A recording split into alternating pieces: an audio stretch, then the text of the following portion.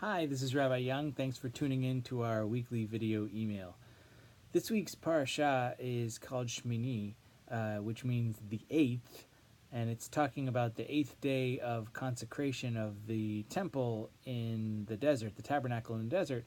And Aaron is about to make the first sacrifices that the tabernacle is ever going to accept.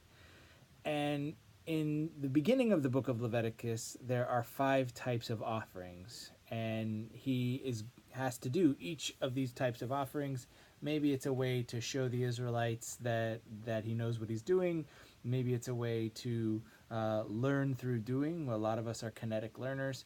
Or maybe it's simply, they're covering all of their bases to make all the sacrifices at once so that they can consecrate this tabernacle and start using it.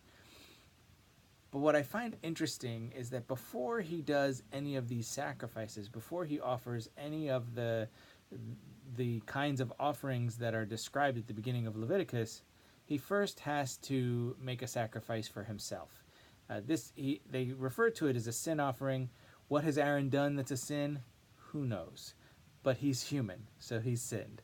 So he's making himself pure, and only at that moment, only after he's made his own sin offering, can he then make sacrifices on behalf of the Israelites.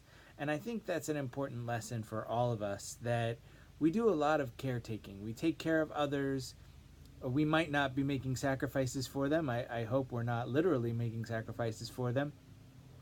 But we do a lot of caretaking in the community, and very often we don't take care of ourselves first.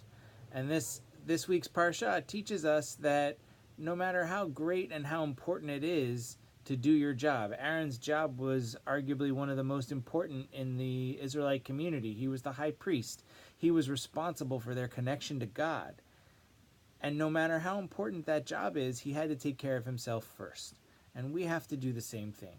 We have to make sure that we're doing self-care, that we're eating right, exercising, doing what we need to do to relax, and also taking care of our job and taking care of our family and the other responsibilities we have in our life. And I would argue in that order. First us, then our family, then our friends, then the rest of the world. And that way we can focus on the most important things first and be ready to take on the things that are out there for us.